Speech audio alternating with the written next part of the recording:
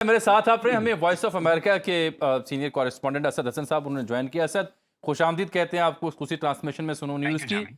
आप असद ये बताएं, अभी तक के ट्रेंड्स आपको क्या बता रहे हैं? क्या आपकी अंडरस्टैंडिंग बनी है सो फार जो अमेरिकी इंतखाब हो रहा है? देखिए, आई एम श्योर कि आपको जावेद साहब ने पहले इस पे पूरी तफसील बता दी होगी कि ये भी इलेक्शन उन इंतखाबात में से एक है जहाँ पे एंटिसिपेट करना, प्रिडिक्ट करना बहुत मुश्किल टू है। अर्ली। इवन तमाम बड़ी मीडिया ऑर्गेनाइजेशंस भी अपने आप को जो इंक्लिनेशन रखती हैं, वो भी कोई क्लेम करने की पोजीशन में नहीं नहीं है। है। 7 स्विंग स्टेट्स हैं, बहुत ईजी है। 221 वोटों से कैमला हैरिस ने ये शुरू किया है, 270 चाहिए। 221 सीटें उनकी कमोबेश इसलिए कंफर्म है क्योंकि वो ब्लू स्टेट्स हैं।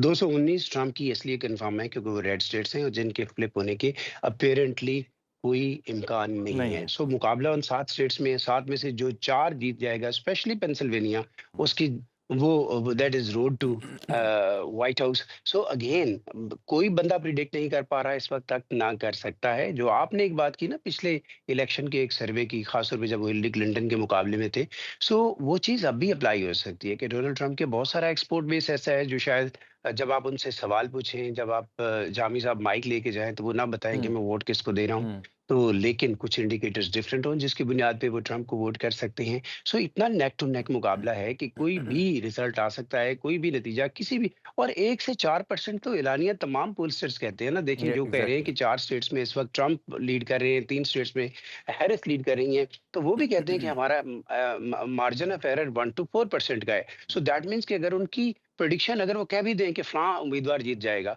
तो अगर उसके अगेंस्ट आए तो आप ये नहीं कह सकते कि पोलस्टर गलत साबित हुए, क्योंकि वो कह रहे हैं कि हमारे 2 to 4% जो है उसके अंदर इम्कान है, 3.9% तक के हमारी जो अच्छा असेसमेंट है असद, वो असद गलत मैं साबित हो बिलखुसूस जाए। बात करना चाहूँगा जो पाकिस्तानी निजात वोटर्स हैं वहाँ पे अमेरिका को, उनको लेकर के ख़ास किस्म की हमें वाइब्स आती हैं जो प्रो पीटीआई, पता नहीं खान साहब के बारे में कोई वो मुआवजा देख रहे हैं।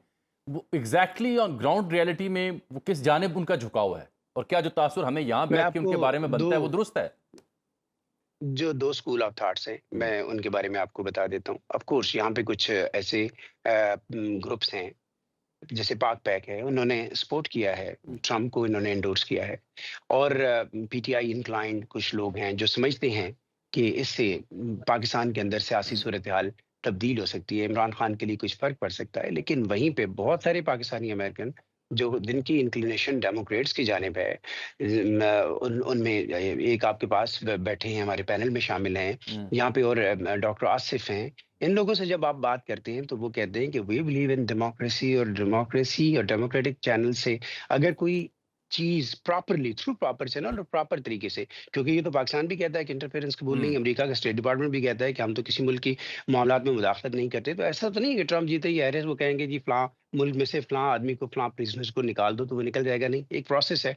सो बहुत सारे पाकिस्तानी ये समझते हैं कि स्टिल डेमोक्रेट को वोट देना, अगर इस एंगल से भी सोचना है, तो वो ज्यादा फायदा मंद हो सकता है, क्योंकि यहाँ तो 60-60, 65-65 कांग्रेसमैन जो है वो एक खत को साइन कर रहे हैं। और ऐसा नहीं है कि उन खतूत की फिर अहमियत नहीं होती है, एक इम्पैक्ट होता है।